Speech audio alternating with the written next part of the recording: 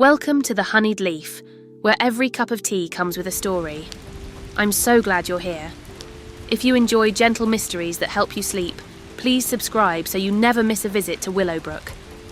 Tonight, we're returning to the peaceful village, where Clara Whitmore is about to find herself drawn into another gentle mystery. Before we begin, find a comfortable position, close your eyes if you'd like, and let yourself relax. There's nowhere you need to be, nothing you need to do. Just let the story carry you peacefully towards sleep. Now, let's visit Willowbrook together. Chapter 1. A Quiet Tuesday Morning. The morning sun filtered through the lace curtains of the honeyed leaf tea shop, casting delicate patterns across the worn wooden floorboards. Clara Whitmore stood behind the counter, carefully measuring loose chamomile flowers into small muslin bags. The shop smelled of bergamot and honey, with undertones of dried lavender from the bunches hanging by the window. It was Tuesday, which meant Mrs. Pembroke would arrive at precisely 9:15 for her weekly Earl Grey and almond biscuit. Clara smiled to herself as she checked the clock. 9:12. She had 3 minutes to finish the chamomile sachets and warm the teapot. Willowbrook was a village where routines mattered, where the same faces appeared at the same times, ordering the same comforting things.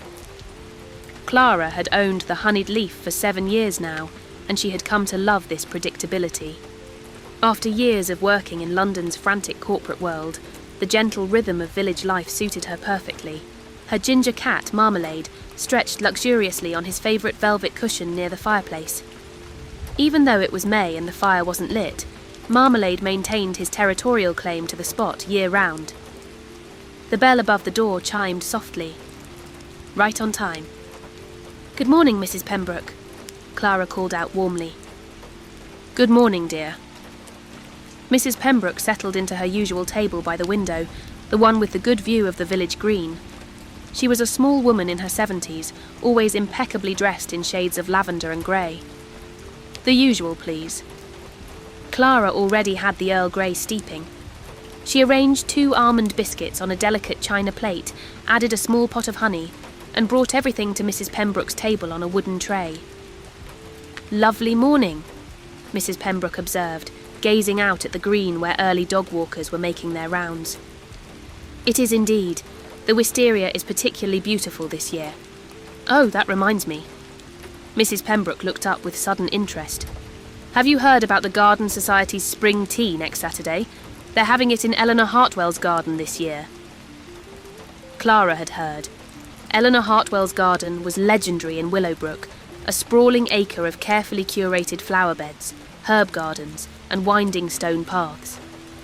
Eleanor had won the Garden Society's top prize for 15 consecutive years.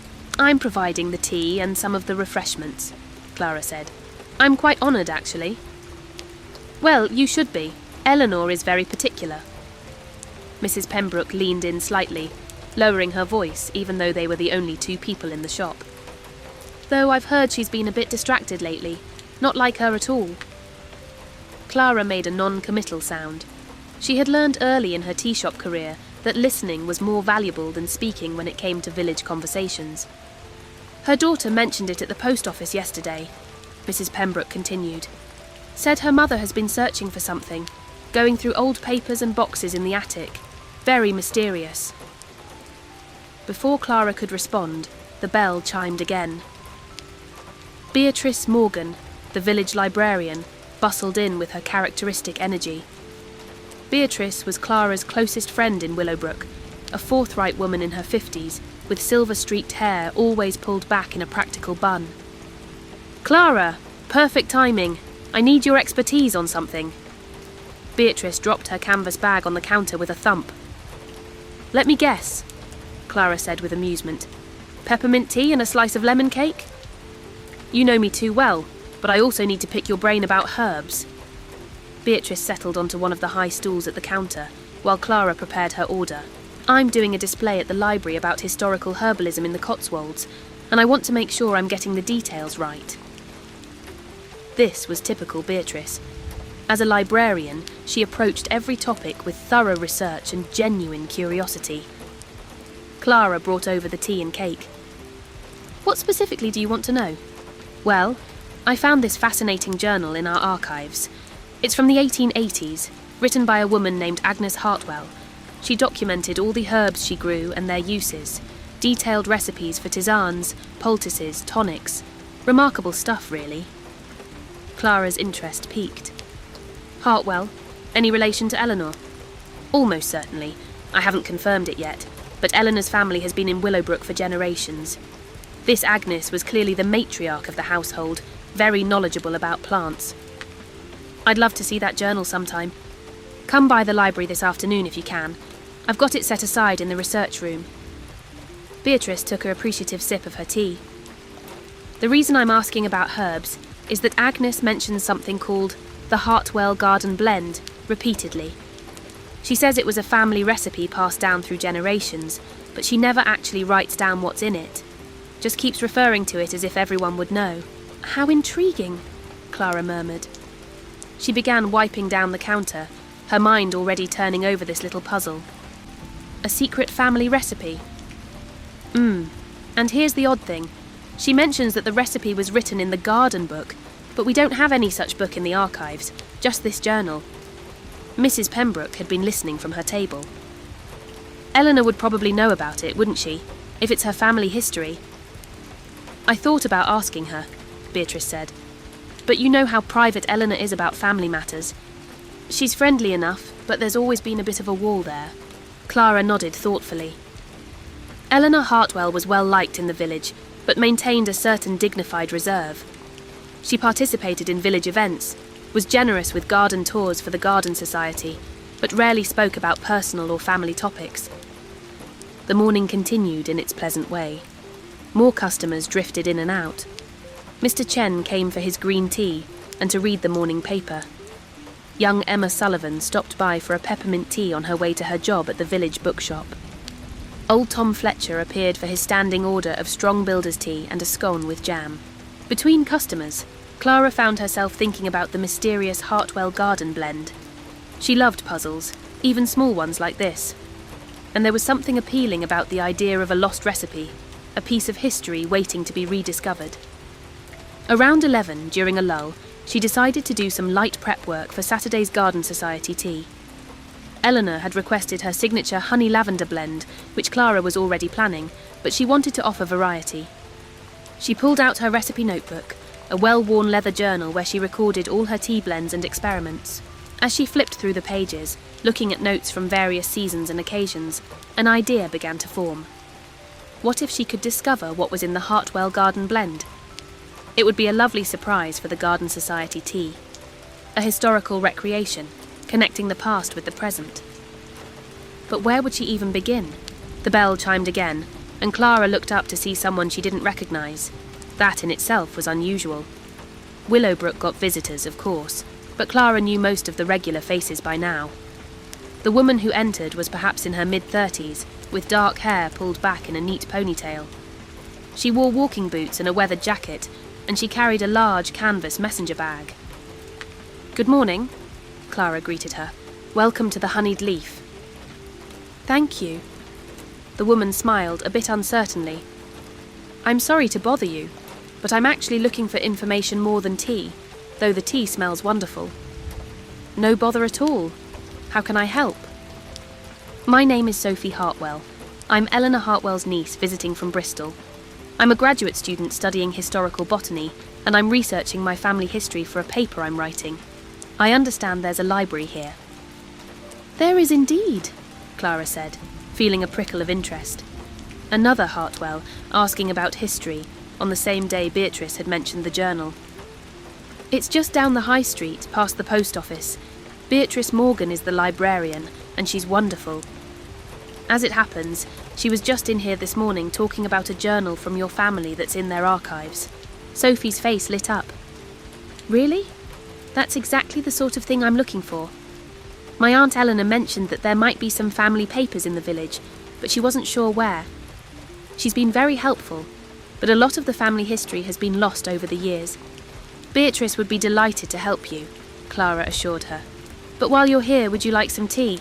It's a lovely morning for sitting by the window." Sophie hesitated, then smiled. "Actually, that sounds perfect. I've been driving since dawn. What do you recommend?"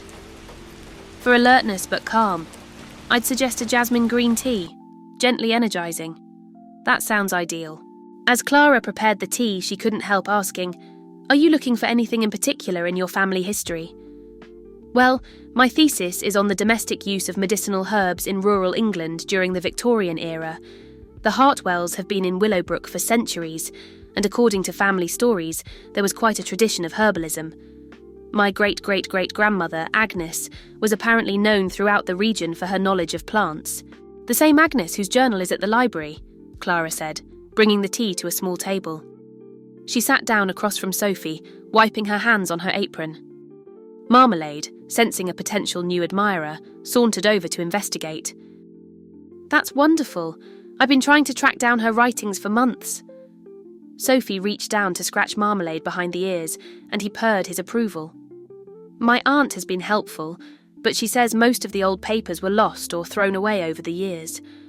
My grandmother apparently wasn't very interested in the history. Beatrice mentioned that Agnes wrote about something called the Hartwell Garden Blend, a special tea or herbal mixture it seems, but the actual recipe wasn't in the journal." Sophie's eyes widened. "The Garden Blend? Oh, that's exactly the sort of thing I'm looking for. Agnes referred to it in a letter I found at the Bristol Archives. She wrote that it was the family's most treasured recipe, passed down from mother to daughter. I've been hoping to find the actual formula." They talked for another 20 minutes. Sophie explained that she'd taken a leave from her studies to do field research, staying with her Aunt Eleanor for a few weeks. She hoped to find enough material to complete her thesis, which explored how women's knowledge of herbs had been passed down through families and communities.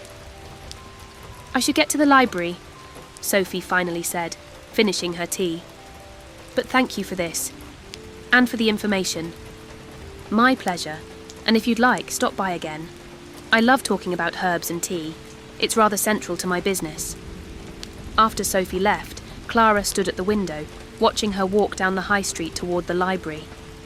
The pieces of a puzzle were starting to come together, though Clara wasn't entirely sure what the picture would look like yet. A lost recipe, a historical journal, a family searching for its own history, and Eleanor Hartwell, searching through her attic for something. It was probably nothing, just coincidence. But Clara had learned to pay attention to coincidences.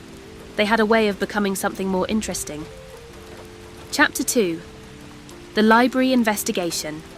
After the lunch rush, which in Willowbrook meant about 8 customers scattered over 2 hours, Clara locked up the honeyed leaf and walked down to the library. It was a beautiful afternoon, the kind of spring day where everything seemed to glow with gentle light. The village green was dotted with people taking their lunch breaks, and the sound of children playing drifted from the primary school yard. Willowbrook Library was housed in a converted Victorian building that had once been the village hall. It was all honey-coloured stone and tall windows, with ivy climbing up one wall. Clara pushed through the heavy wooden door into the hushed interior. The library smelled of old books and furniture polish, a scent Clara had always loved. Beatrice looked up from the circulation desk and smiled. "I had a feeling you'd turn up," she said. "Once I mentioned that journal, I knew your curiosity would be piqued. You know me too well. Is it terrible that I closed the shop early? It's a Tuesday afternoon in May. I doubt you were turning away crowds." Beatrice came around the desk. "Come on, I've got everything set up in the research room, and you'll never guess who's been in here for the past hour." "Sophie Hartwell?" Beatrice stopped. "How did you know that?" Clara explained about Sophie's visit to the tea shop that morning. "Well, this is all becoming very interesting," Beatrice said, as she led Clara through the stacks to a small room at the back of the library. "Sophie has been absolutely riveted by Agnes's journal. She's taking photos of every page. The research room was cosy, with a large oak table and good lighting. Sophie sat at the table, surrounded by books and papers, carefully photographing pages of an old leather-bound journal with her phone. She looked up when they entered. "Clara, Beatrice said you might stop by." "I couldn't resist," Clara admitted. "The mystery of the lost recipe has captured my imagination." Beatrice brought over the journal, handling it with practiced care. "This is Agnes Hartwell's personal journal, dated 1882 to 1885. She was meticulous about recording her daily activities, especially anything related to her garden and herbal preparations. Clara sat down and began carefully turning pages. Agnes's handwriting was elegant, surprisingly easy to read despite the age of the document. The entries were detailed observations about plants, weather, recipes for various herbal remedies, and occasional personal notes about family and village life. "Look at this entry," Sophie said, pointing to a page dated June 1883. Clara read, "Made the garden blend today for the Midsummer Festival. The entire village remarked upon its excellence, as always. Mrs. Fletcher said it quite cured her headache, and young Thomas claimed it was the finest thing he'd ever tasted. I'm grateful that Mamma taught me the recipe, as her mother taught her. It is our family's gift to Willowbrook, and I take great pride in maintaining the tradition. I have recorded the full recipe in the garden book, as is our custom, so that my daughters may someday learn it as I learned from Mamma." "She mentions the garden book several times," Beatrice said, pulling out a piece of paper where she'd noted page numbers. "But she never says where it is or describes it in detail. She seems to assume everyone knows what it is."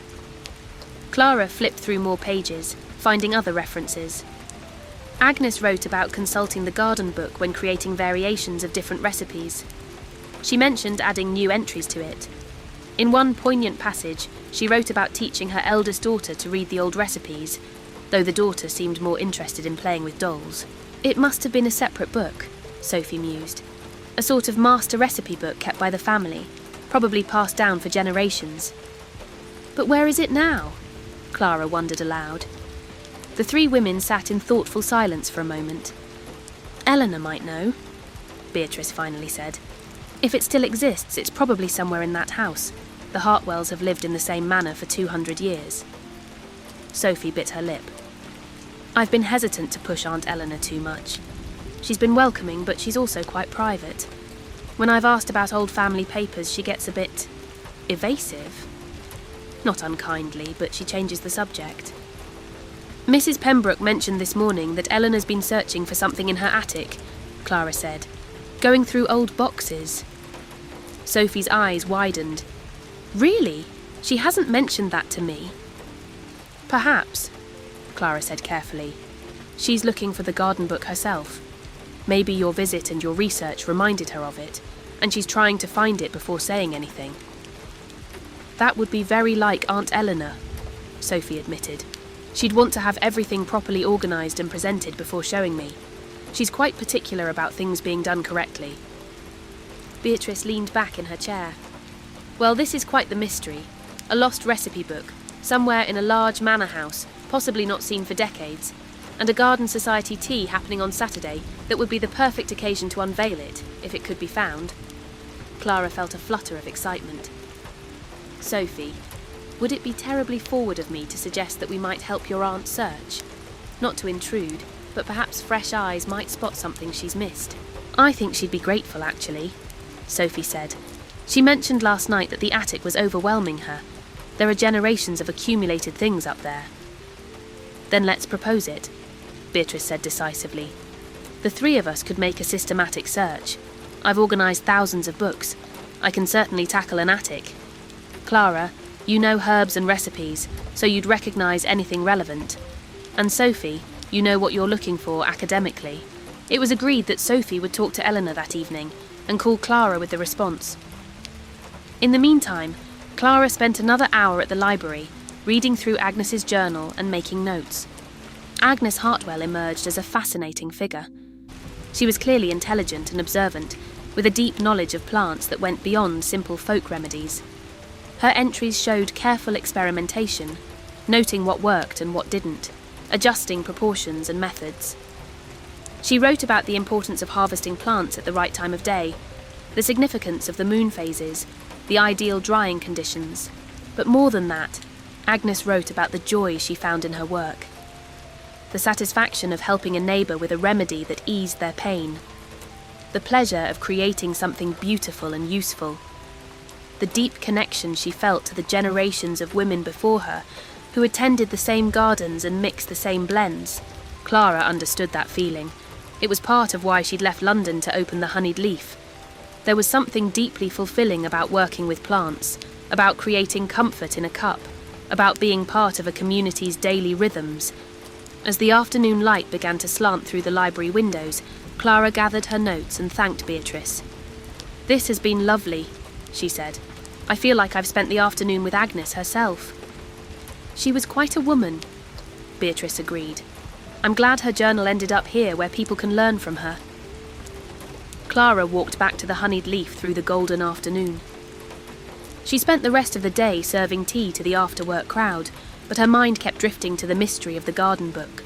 That evening, as she was closing up shop, her phone rang. It was Sophie. "Aunt Eleanor said yes," Sophie announced, sounding delighted. She actually seemed relieved. She said she'd been meaning to organise the attic for years and kept putting it off. She suggested we come tomorrow morning if that works for everyone. "Perfect," Clara said. "I can close the shop for the morning. Wednesdays are quiet anyway." Beatrice already said she can come. She's going to bring her library organisation skills. After they hung up, Clara stood in the empty shop, feeling a pleasant sense of anticipation. Tomorrow they would search for the lost garden book. It probably wasn't anywhere near as dramatic as she was imagining it. But still, there was something appealing about the quest itself. The idea of uncovering something lost, of connecting with the past, of solving a gentle mystery. Marmalade wound around her ankles, meowing for his dinner. Yes, I know," Clara told him. "But don't you think it's exciting? A real mystery, right here in Willowbrook." Marmalade meowed again, unimpressed. His primary concern was the state of his food bowl, not lost recipe books. Clara laughed and headed upstairs to her flat above the shop. She made herself a simple dinner of soup and bread, then curled up in her favourite chair with a cup of chamomile tea and a book, but she found it hard to concentrate on reading. Instead, she found herself thinking about Agnes Hartwell, a woman who had lived in this same village over 140 years ago, who had walked these same streets, though they would have been dirt lanes then, who had grown herbs and created remedies, and kept a family tradition alive. What had the garden blend been? What had made it so special that the entire village remarked upon it? And why had it been lost? Clara suspected the answer to that last question was simple: the changing times. Each generation's interests and priorities shifted. What seemed crucial to one generation might seem quaint or irrelevant to the next. The knowledge that Agnes had worked so hard to preserve had probably seemed old-fashioned to her daughters or granddaughters, who were perhaps eager to embrace modern conveniences and leave the past behind. It happened to so many traditions, so much knowledge. Quietly lost, not through any dramatic event, but simply through the gentle erosion of time and changing values. But perhaps it wasn't entirely lost yet. Perhaps tomorrow they would find the garden book, and Agnes's knowledge would be preserved after all. Clara finished her tea and got ready for bed. As she drifted off to sleep, she imagined Agnes Hartwell sitting in a garden on a summer evening, the air full of the scent of herbs and flowers, carefully writing in her precious garden book. Passing on what she knew, what she'd learned, what she'd been taught. Creating something that would outlast her. It was a lovely thought to fall asleep to. Chapter 3. The Manor House. Search. Wednesday morning dawned clear and bright. Clara woke early, feeling energised in a way she hadn't in weeks. There was something about having a purpose, a quest, that made everything seem more vivid. She opened the honeyed leaf as usual, but only for an hour, serving the early morning regulars their customary orders. Mr. Chen seemed surprised when she told him she'd be closing mid-morning for a research project. Research on what? He asked curiously. Village history, Clara said, which was technically true. At 9:30, Beatrice appeared at the door with her canvas bag and a determined expression. Ready for our attic adventure? She asked. Absolutely, though I'm not sure what we're walking into. Organisation, Beatrice said firmly. That's what we're walking into. I've brought labels, boxes and a system. If Eleanor's attic is anything like most attics, it's chaos. We'll sort everything properly while we search. They walked together through the village. Hartwell Manor was about 15 minutes away, down a lane lined with oak trees. The house came into view gradually, a lovely Georgian manor in golden stone, with symmetrical windows and a classical portico. Sophie met them at the door, looking excited. "Aunt Eleanor is delighted you're here," she said, leading them through a beautiful entrance hall with a checkered marble floor. "She's been bringing tea and biscuits to the attic all morning. I think she's using you as an excuse to finally tackle this project." Eleanor Hartwell was waiting for them in the upper hallway. She was a tall, elegant woman in her early 70s, with silver hair pulled back in a chignon and sharp, intelligent eyes. She wore practical clothes, Clara noted, prepared for dusty work. "Clara, Beatrice, how kind of you to help with this," Eleanor said warmly. "I've been meaning to sort that attic for years, and Sophie's visit was the perfect motivation, though I confess I'm slightly embarrassed by the state of it." "We all have accumulation we mean to sort someday," Beatrice said diplomatically. The attic was accessed by a narrow staircase behind a door in the upper hallway. As they climbed, the air grew warmer and dustier. The space at the top was larger than Clara had expected, running the length of the house under the eaves. Light streamed through dormer windows, illuminating a landscape of boxes, trunks, furniture draped in cloth, and stacks of miscellaneous items. "Oh my," Clara said quietly. "Yes, well, 200 years of Hartwells have lived here," Eleanor said with a rueful smile. They apparently weren't much for throwing things away. Beatrice rolled up her sleeves. "Right then, let's approach this systematically. Eleanor, can you tell us roughly when different items were stored up here? It would help to narrow our search to the right time period." Eleanor thought for a moment. "The far end by the last window is oldest. My grandmother told me that section hadn't been touched in her lifetime. The middle section is from my mother's generation, and this end is more recent. My own accumulation, mostly. Then we should focus on the older section," Sophie said. "Agnes lived in the 1880s. The garden book would have been in the family even before her time." They divided up the space and began methodically going through boxes and trunks. It was dusty, warm work, but there was something pleasant about it too. A sense of shared purpose. And the discoveries were fascinating, even when they weren't what they were looking for. Clara found boxes of Victorian clothing, beautiful gowns in silk and velvet that smelled of lavender sachets. Beatrice discovered a trunk full of old ledgers from the manor's household accounts, dating back to the 1820s. Sophie kept finding letters and documents, each one a potential treasure for her research. Eleanor moved between them, providing context and history. "Oh, that dress was my great-grandmother's wedding gown," or "Those ledgers would be from when my great-great-grandfather was running the estate," or "That's my Uncle Harold's collection of bird eggs. We probably should donate those to a museum." As the morning wore on, they made good progress. Beatrice's system worked brilliantly. She'd set up stations: keep and restore, archive for library, museum donation, dispose, and most importantly, needs further investigation. Around 11 they took a break. Eleanor had indeed brought tea and biscuits, along with cold lemonade. They sat on cloth-draped furniture, dusty and tired but in good spirits. "This is actually rather wonderful," Eleanor said, looking around at the organised chaos. "I've been avoiding this for so long. I'd forgotten how interesting our family history is. Sophie, you'll have more than enough material for your thesis." "I already have too much," Sophie said happily. "I'm going to need to extend my stay." "You're welcome to stay as long as you like, dear." Clara sipped her lemonade and gazed around the attic. They'd made it through perhaps a quarter of the older section. No sign of the garden book yet, but they'd found several interesting items. A box of dried herbs, though so old they'd crumbled to dust. A collection of handwritten recipes for food, not herbal preparations. Some beautiful botanical drawings, unsigned but clearly skilled. "I've been thinking," Clara said slowly. "If the garden book was as important as Agnes suggested, where would someone keep it? Not just stored away with random items, surely." Eleanor considered this. "You're right. It would have been in active use, consulted regularly, probably kept somewhere accessible." "Then perhaps it's not in the attic at all," Beatrice said. They all looked at each other. "Where would you keep a precious recipe book that you used regularly?" Sophie asked.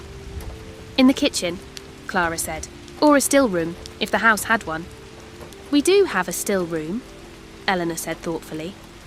Or what was once a still room. My mother used it as a flower arranging room, and I mostly use it for storage now. But in Agnes's time, that's exactly where she would have worked on her herbal preparations. They all stood up with renewed energy, renewed. The still room was on the ground floor, a small room off the kitchen with a stone floor and a large window.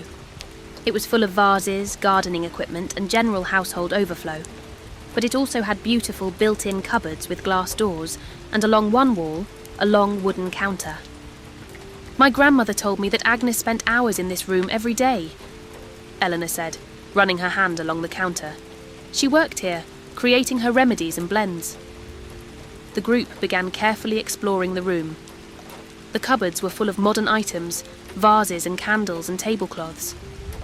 But at the back of one lower cupboard, behind a stack of flower frogs, Beatrice's searching hand found something. "There's a box back here," she said. She carefully pulled out a wooden box, about the size of a shoebox, beautifully made from what looked like walnut. It was dusty but in good condition, with a small brass clasp. Eleanor's hand went to her mouth. "I've never seen that before." They gathered around as Eleanor gently opened the clasp. Inside, wrapped in yellowed tissue paper, was a book, but not just any book. It was bound in green leather, with gold lettering on the cover that read simply, "Garden Book, Hartwell Family." Sophie let out a small sound of delight. Eleanor carefully lifted it out and opened it to the first page. In elegant script, an inscription read, "To my daughter Anne, on the occasion of her wedding, 1796. May this knowledge serve you and your household as it has served mine. From your loving mother, Catherine Hartwell." 1796, Beatrice breathed. This book is over 200 years old. They turned pages with reverent care. The book was filled with recipes, written in different hands across different decades. Each entry was dated, and many had notes. Mother's recipe, improved by adding more lavender. Sister Mary's version, which I prefer. Papa says this cured his gout. The book was a conversation across generations, each woman adding to what came before, preserving and improving and commenting. It was beautiful.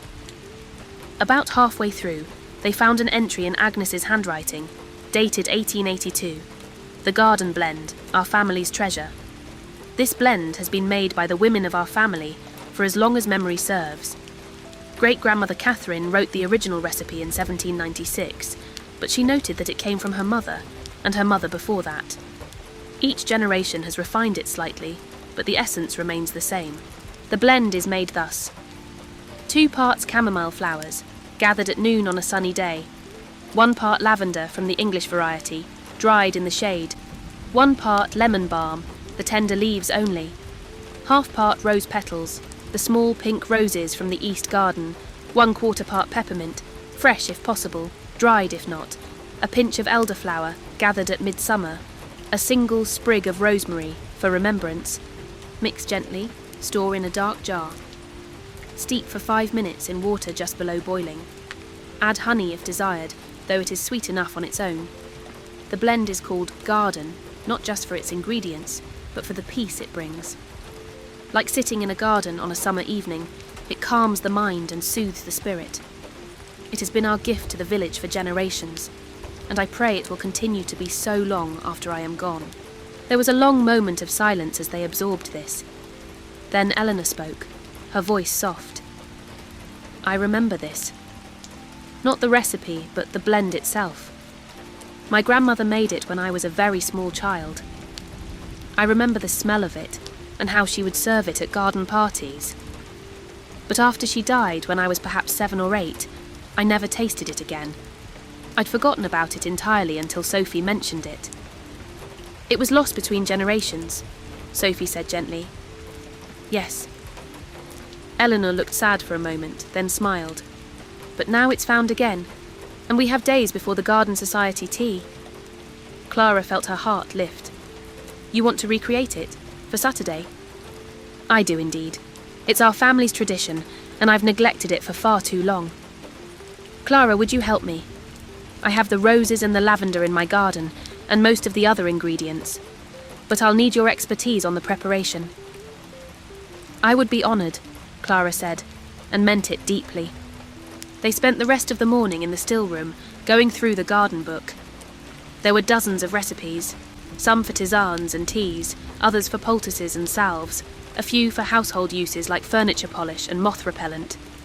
Each recipe was a small window into the past. Notes about family members, comments about village events, mentions of births and deaths and seasons passing. The book was more than just a recipe collection. It was a family history, written in herbs and flowers. "This belongs in a museum," Beatrice said at one point. "Perhaps," Eleanor said, "but first I think it belongs in use again, at least once more, to honour the women who kept this tradition alive." They carefully photographed every page, with Sophie taking detailed notes for her thesis. Then Eleanor wrapped the book back in its tissue paper and placed it in the wooden box. "I'll keep this somewhere safer now," she said, "where it won't be forgotten again." As they prepared to leave, Eleanor touched Clara's arm. "Could you come to the garden tomorrow? I'd like to harvest the ingredients with you if you have time. I want to do this properly." "Of course," Clara said. "What time?" "Mid-morning? The chamomile should be gathered at noon, but we can prepare everything else first." Walking back to the village with Beatrice, Clara felt a deep sense of satisfaction. They had found what they were looking for. The mystery was solved. But more than that, something lost had been reclaimed. A connection to the past had been restored. "You're grinning," Beatrice observed. "I am, aren't I?" Clara laughed. "I feel ridiculously pleased with myself, with all of us." "As you should be," Beatrice said. "You solved a mystery and helped restore a family tradition. That's a good day's work." That evening, Clara reopened the honeyed leaf for the afternoon and evening customers. Word had apparently spread about the morning's adventure, because Mrs. Pembroke appeared within minutes of opening, eager for details. "I heard you were at Hartwell Manor all morning," she said, settling into her usual spot. "Did you find what Eleanor was looking for?" Clara was careful to be diplomatic. It was Eleanor's story to tell, ultimately. "We helped her organise her attic, and we found some interesting family history. She'll have something special for the Garden Society tea on Saturday." "How intriguing," Mrs. Pembroke said, clearly hoping for more details but too polite to press. The rest of the day passed in a pleasant blur. Clara served tea and listened to the gentle rhythm of village conversation. The honeyed leaf felt especially cosy that evening, with the last light of day streaming through the windows and the sound of birdsong drifting in from the green. Around closing time, Emma Sullivan from the bookshop stopped by. "I just wanted to tell you," Emma said, "that Sophie Hartwell came into the shop today and bought 6 books on historical herbalism. She was absolutely glowing with excitement. Whatever you all found this morning made her very happy." "I'm glad," Clara said warmly. "She's a lovely young woman." After Emma left, Clara tidied up and locked the door. Marmalade was already curled up in his favourite spot, purring softly. Clara stood for a moment in the quiet shop, feeling grateful for this life she'd built. For this community, for the daily rituals, for small mysteries and gentle adventures. She climbed the stairs to her flat, made herself a light supper, and settled in with the notes she'd taken from the garden book. Tomorrow, she would harvest herbs with Eleanor and begin recreating the garden blend. But tonight, she wanted to study Agnes's instructions, to understand the intention behind each ingredient. Chamomile for calm, lavender for peace, lemon balm for gentle cheer, rose for comfort, peppermint for clarity, elderflower for sweetness, rosemary for memory. Each herb chosen with purpose, combined with care. It wasn't just a tea recipe. It was a gift of comfort, created with love and passed down through generations. Clara could understand why it had been treasured. In a time before modern medicine, before easy conveniences, this blend would have been a source of genuine comfort. Something to offer a worried neighbour, a tired friend, a frightened child. Something to mark celebrations and ease sorrows.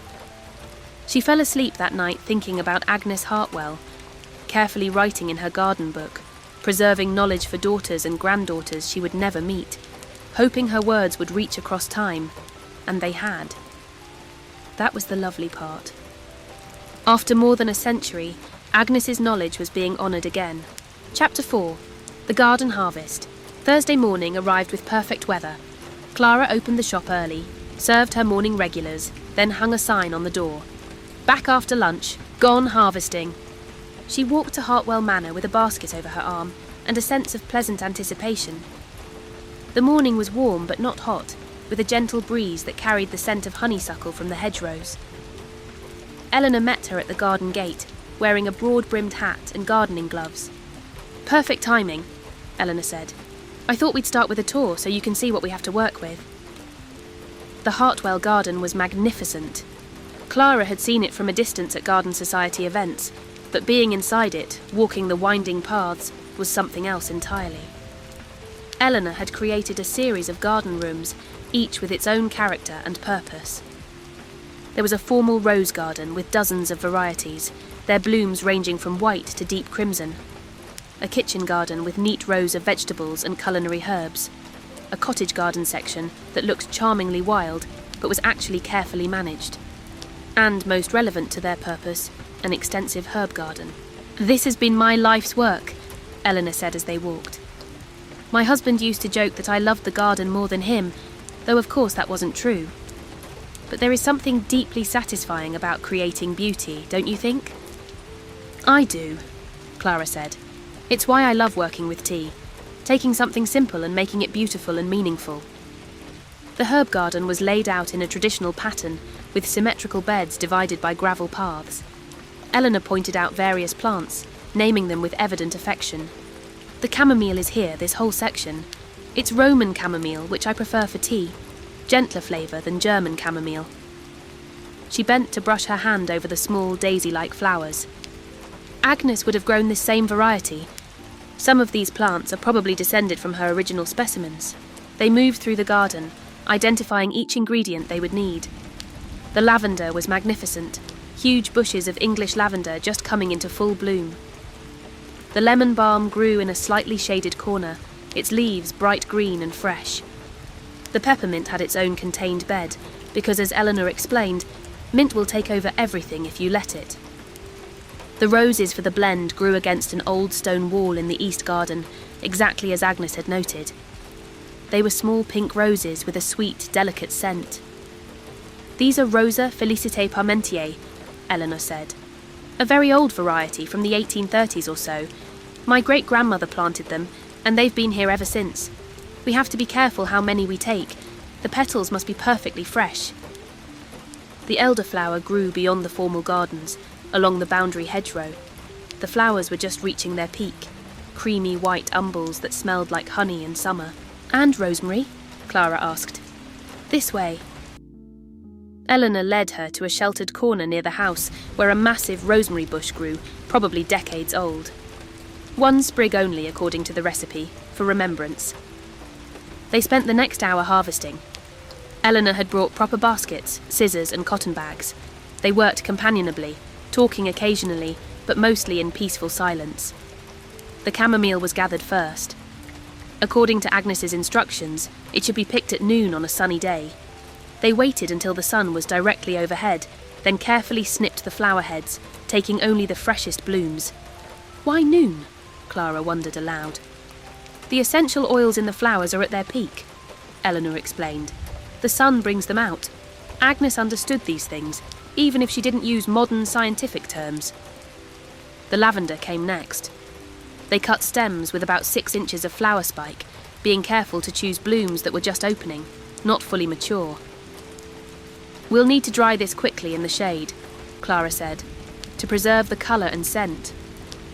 I have a drying room off the conservatory, perfect for it."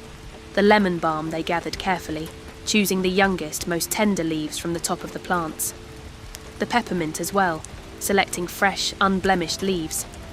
The rose petals required the most delicacy. They harvested only a handful, taking petals from flowers at their peak, still fresh and fragrant. Eleanor handled these as if they were precious gems. The elderflower was gathered last, choosing the most fragrant umbels, shaking them gently to dislodge any insects. When they had everything in their baskets, Eleanor looked at their harvest with satisfaction. "I haven't done this in years. I'd forgotten how meditative it is, how connected you feel to the earth, to the seasons." They carried everything back to the house, to the still room where they'd found the garden book. Eleanor had clearly been preparing. There were clean cotton sheets laid out for drying, strings hung across the ceiling, and several glass jars ready for storing the finished blend. Sophie appeared, camera in hand. "May I document this? For my research?" "Of course, dear," Eleanor said. They laid out the herbs carefully.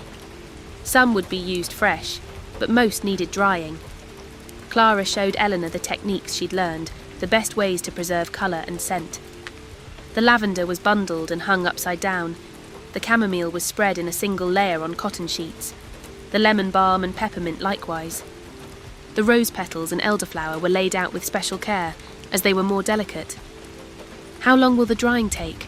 Sophie asked, photographing their work. "The rose petals and elderflower will be ready by tomorrow," Clara said. "The other herbs need a few more days, but we've gathered them now at their peak. For Saturday, I'll bring dried herbs from my shop stores to supplement what we're drying here, so the blend will be ready. But for future batches, we'll use only what we grow here." "Future batches," Eleanor repeated softly. "I like the sound of that. Perhaps this is a tradition worth continuing." They made tea while the herbs began their drying process. Eleanor brought out a tin of biscuits, and they sat in the still room, surrounded by the gentle scent of herbs, drinking tea and talking. Sophie told them about her thesis, her research into how women's knowledge had been systematically devalued and lost over time. How herbs and healing had once been respected as serious knowledge, before being dismissed as old wives' tales. "But it wasn't superstition," Sophie said passionately. "These women knew what they were doing.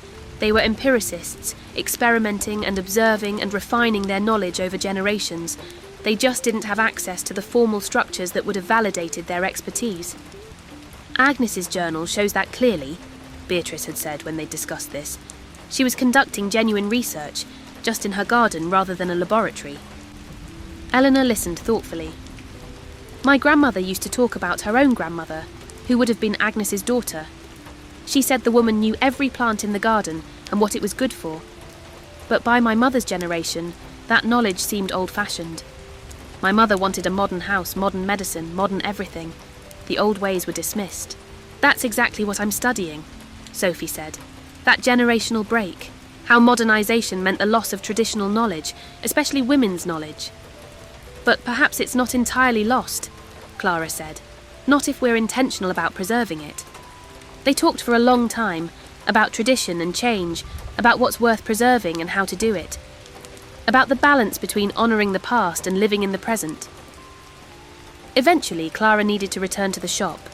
She promised to come back Friday to check on the drying herbs and to help finalise the blend. Walking back through the village, her basket now empty, Clara felt deeply content. There was something profoundly satisfying about working with plants, about following old methods, about connecting with knowledge passed down through generations. The honeyed leaf was busy that afternoon. Word had spread about Saturday's Garden Society tea, and several people asked Clara if she was providing something special. "You'll have to wait and see," Clara said with a smile. That evening, after closing, Clara experimented in her own small kitchen. She had dried herbs in stock, similar to what they'd harvested. She wanted to practice the proportions, to understand the balance of the blend. Following Agnes's instructions, she measured carefully. 2 parts chamomile, 1 part lavender, 1 part lemon balm, half part rose petals, 1/4 part peppermint, a pinch of elderflower, and a sprig of rosemary. She mixed them gently in a bowl, just as Agnes had written. The scent that arose was extraordinary. Sweet but not cloying, herbal but gentle, complex but harmonious. Each ingredient was distinct, yet part of a greater whole. Clara brewed a small pot, steeping it for exactly 5 minutes. The resulting tea was a pale golden colour, with a faint pink tinge from the rose petals. She poured a cup and tasted it carefully. It was remarkable. The first impression was chamomile and lavender, that classic calm-inducing combination. But then came layers of complexity. the brightness of lemon balm, the softness of rose, the clean note of peppermint, the honey sweetness of elderflower, and underneath it all, the savoury anchor of rosemary. But more than the individual flavours, there was a quality to the blend that Clara struggled to describe. It was comforting, like being wrapped in a soft blanket. It was peaceful, like sitting in a garden at dusk. It was gently joyful, like a remembered happy moment. No wonder the village had loved it. No wonder it had been treasured for generations. Clara sat at her small kitchen table, drinking the tea slowly, understanding why Agnes had called it the family's gift to Willowbrook. It was more than just a pleasant beverage. It was comfort in a cup. Peace you could hold in your hands. She thought about Saturday's Garden Society tea, about presenting this blend to the village after so many decades, about connecting the present to the past in this small but meaningful way. It felt important somehow, not in a grand, dramatic sense, but in the quiet way that small acts of preservation and connection are important. Like keeping a tradition alive, like honouring those who came before, like saying what you knew, what you created, what you valued, it matters still. Chapter 5. Preparation and Anticipation. Friday morning dawned overcast but warm. Clara opened the shop and was immediately busy with customers. Friday was always busier than the rest of the week, as people prepared for the weekend and stopped by for tea and supplies. Mrs. Pembroke arrived early as usual. "Only one more day until the Garden Society tea," she said. "I'm quite excited. Eleanor's garden is at its absolute peak right now."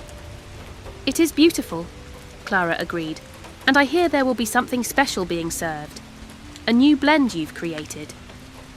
Clara smiled mysteriously. "You'll have to wait and see, Mrs. Pembroke."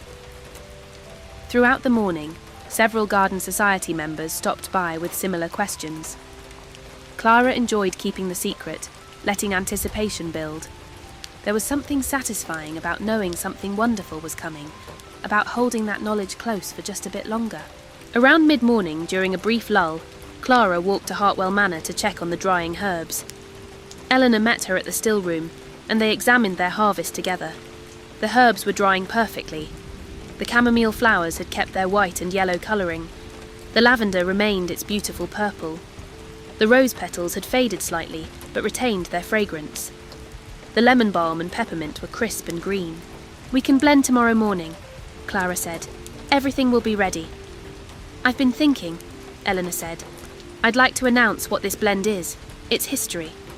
I want people to know that we're reviving a Hartwell tradition, not just serving a new tea." "I think that's wonderful," Clara said warmly. Sophie joined them, laptop under her arm.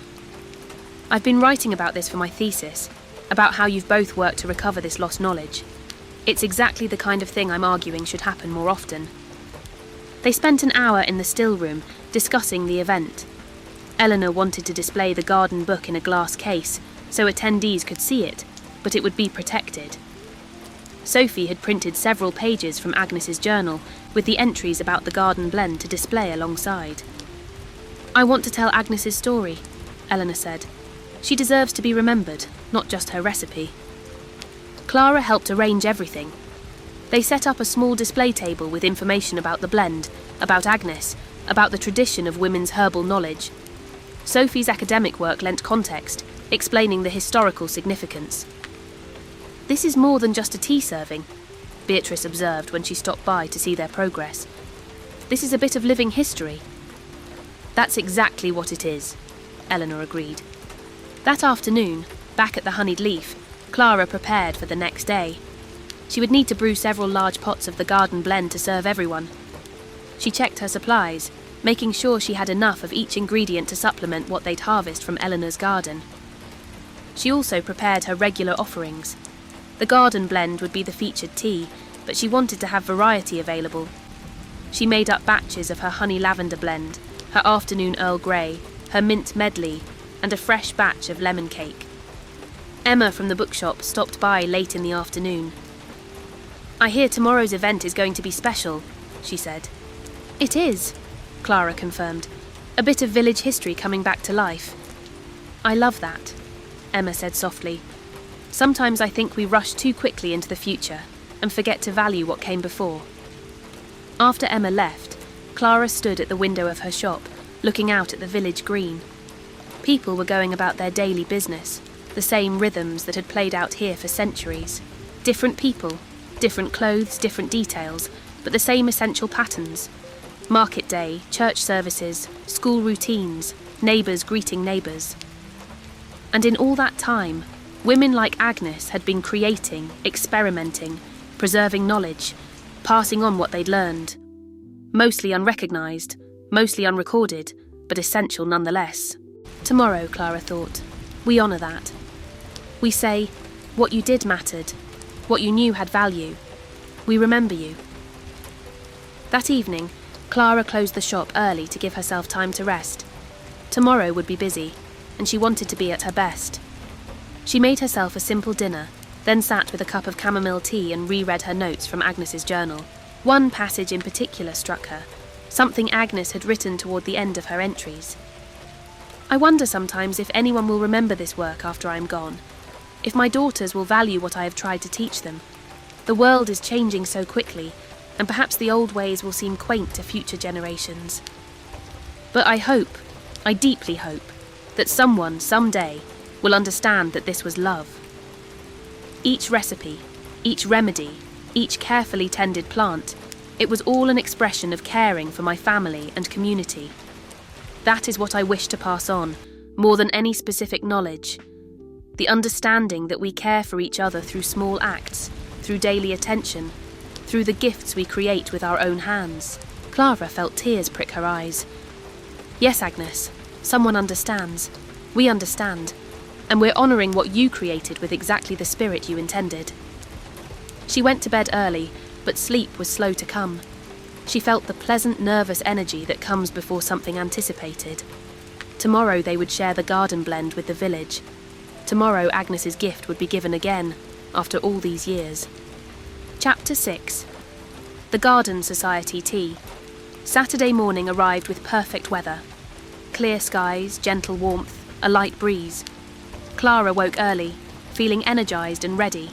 She dressed carefully in a simple linen dress the colour of chamomile flowers. She'd chosen it deliberately, a small private nod to the day's significance. After a light breakfast, she headed to Hartwell Manor with her supplies. The garden was already bustling with activity. Garden Society members were setting up tables and chairs. Someone was arranging the sound system for announcements. Eleanor moved through it all with calm efficiency, directing traffic and making sure everything was in place. Sophie waved to Clara from the still room. We're ready to do the final blending. In the still room, all their dried herbs were laid out. They had supplemented with some of Clara's stock, but the core of the blend was from Eleanor's garden, harvested with care and intention. Clara took charge of the actual mixing, measuring each ingredient precisely according to Agnes's recipe. Eleanor watched, and Sophie documented everything with her camera. This feels ceremonial, Sophie murmured. I suppose it is, Clara agreed. We're enacting a ritual that hasn't been performed in decades. When the blend was complete, they filled several large jars with it.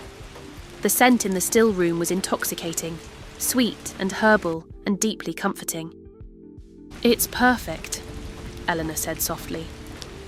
She held one of the jars up to the light, looking at the mixture of flowers and leaves. Agnes would be pleased, I think. They carried the jars out to the serving area, where Clara would prepare and pour the tea. She had brought her best tea service, porcelain cups with a delicate floral pattern that seemed appropriate for the occasion. Guests began arriving around 2 o'clock. The Garden Society had about 40 regular members, plus various spouses and friends. The garden looked magnificent, at absolute peak bloom. People wandered the paths, admiring Eleanor's work, while others gathered around the refreshment tables. Clara set up her tea station with care. She had 2 large teapots brewing the garden blend, along with her other offerings for those who might prefer something different. But she had a feeling most people would want to try the historical blend. Eleanor had set up the display about Agnes and the garden book nearby. People gravitated to it, reading the information, looking at the photographs of journal pages, examining the old garden book itself behind its protective glass. How fascinating, Mrs. Pembroke said, reading the display. I had no idea the Hartwells had such a tradition. Around 3 o'clock, Eleanor called for everyone's attention. The crowd gathered on the lawn, and Eleanor stood before them, looking elegant and slightly nervous. "Thank you all for coming," she began. "You know this garden has been my life's work, but what you might not know is that I come from a long line of gardeners. Women in my family have tended these gardens for over 200 years. She told them about Agnes, about the garden book, about the tradition of the garden blend that had been lost between generations, about Sophie's research bringing it to light again, and about Clara's help in recreating it. Today, for the first time in probably 70 years, we're serving the Hartwell Garden Blend. It's made from herbs grown in this garden, following a recipe passed down through my family since at least 1796. Each cup you drink today connects you to that history, to the women who created and preserved this knowledge." There was genuine interest in the crowd. People moved toward Clara's tea station, eager to try this piece of living history. Clara poured cup after cup, explaining the ingredients as she served. Chamomile and lavender for calm, lemon balm for cheer, rose for comfort, peppermint for clarity, elderflower for sweetness, and rosemary for remembrance. The responses were universally positive. People sipped and smiled, closed their eyes to savour the taste, came back for second cups. "This is extraordinary," one woman said. "It's comforting and energising at the same time." "I can see why the village treasured it," another added. Mrs. Pembroke held her cup with both hands, inhaling the steam. "It reminds me of something," she said slowly. "I can't quite place it, but it's familiar somehow.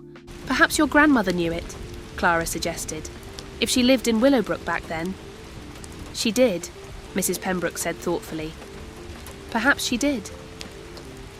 Throughout the afternoon, Clara poured tea and talked with guests. She loved seeing people's reactions, loved watching them read about Agnes and the garden book, loved hearing conversations about tradition and history and the value of preserving knowledge. Sophie was in her element, discussing her research with anyone who would listen. Several people expressed interest in reading her thesis when it was complete. Beatrice arrived mid-afternoon, having closed the library early. She found Clara at the tea station during a brief lull. "This is wonderful," Beatrice said. "Look at how engaged everyone is. You've given them more than just tea. You've given them a connection to their own history." "It was a team effort," Clara said. "And really, we just uncovered what was already here waiting to be found." "That's usually how the best discoveries work," Beatrice observed. As the afternoon wore on, Clara noticed Eleanor standing apart from the crowd for a moment, looking out over her garden. Clara excused herself from the tea station and walked over. "You should be proud," Clara said softly. "This is a real success." "I am proud," Eleanor said. "But more than that, I'm grateful. I've spent decades tending this garden, but I'd lost track of why. My grandmother gardened because it connected her to the women before her, because it was a way of caring for people. Somewhere along the way I forgot that part. I was growing things beautifully, but I wasn't really sharing them, not in the way Agnes did. You're sharing now." "Yes, and I intend to keep sharing. I'm going to make the garden blend regularly, offer it at village events, perhaps even sell it to raise money for local causes. Agnes created it as a gift to the community. I want to honour that intention." Clara felt a swell of warmth toward Eleanor. "That's beautiful." By 5 o'clock, the event was winding down. Guests were departing with compliments and thanks. The teapots were nearly empty. Clara had gone through almost all of the garden blend she'd prepared. She'd need to make more soon. Sophie helped Clara clean up the tea station while Eleanor saw off the last guests. "This has been the best research trip I could have imagined," Sophie said. "Not just finding the material for my thesis, but actually seeing knowledge put back into practice, seeing people connect with history in a tangible way. Will you write about today in your thesis?" "Absolutely. This is exactly what I'm arguing for, that historical knowledge isn't dead, that it can be revived and made relevant again, that traditions lost can be found." As they packed up the last of the supplies, Eleanor approached with a small wrapped package. "Clara, I want you to have this." Eleanor handed her the package. Clara unwrapped it to find a beautiful hand-thrown pottery jar with a cork lid, filled with the garden blend.